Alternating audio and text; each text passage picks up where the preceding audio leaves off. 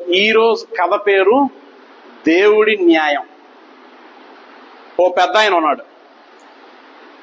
తన ఊరు నుంచి వేరే ఊరు వెళ్తున్న మార్గంలో చాలా ఆకలేస్తుంది. చాలా దూరం ఆ ఊరు. తన ఊరికి వెళ్ళాలంటే ఇంకా చాలా టైం పడుతుంది.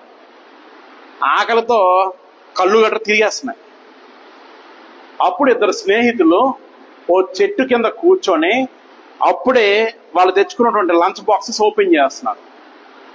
ఆ విషయం గమనించినటువంటి పెద్ద ఆయన వాళ్ళ దగ్గరికి వెళ్ళి, అయ్యా నాకు చాలా ఆకలిగా ఉంది, తినడానికి ఏమైనా దొరుకుతుందా, మీరు తెచ్చుకున్న దాంట్లో నాకేమైనా షేర్ చేయగలరా అని అడిగారు. అందులో మొదటివాడు 3 చపాతీలు తెచ్చాడు. రెండో వాడు 5 చపాతీలు తెచ్చాడు. 3 + 5 8 అవుతున్నాయి. ఈ 8ని ముగ్గురికి సమానంగా పంచాలి అంటే ఎలా తెగొట్టినా తెగడం లేదు అసలు. అందుకు వీళ్ళిద్దరూ డిస్కస్ చేసి ఏం డిసైడ్ చేశారంటే, అరే నువ్వు తెచ్చిన 3 చపాతీల్ని ఒక్కొక్క చపాతీని 3 ముక్కలు చెయ్యి, నేను తెచ్చిన 3 చపాతీల్ని 5 చపాతీల్ని ఒక్కొక్కటి 3 ముక్కలు చేస్తాం. అంటే మొత్తం కలిపి 8 చపాతీలు వస్తే 8 3 24 ముక్కలు వస్తాయి. తలో 8 ముక్కలు తిని మన ఆకలి తీర్చుకుందామని అనుకున్నారు. అనుకుంటే సరే అని చెప్పేసి 3 ముక్కలు అయినాయి, 5 ముక్కలు అయినాయి. మొత్తం 24 పీసులు వచ్చాయి. నేను అంటే ఆ పెద్ద ఆయన ఒక 8 పీసులు తిన్నాడు, మొదటి స్నేహితుడు ఒక 8 పీసులు, రెండో స్నేహితుడు ఒక 8 పీసులు తిన్నాడు. నాకు చాలా సంతోషం అనిపించింది, చాలా తృప్తి చెందాను. మంచి ఆకలిగా ఉన్నాను అనమాట.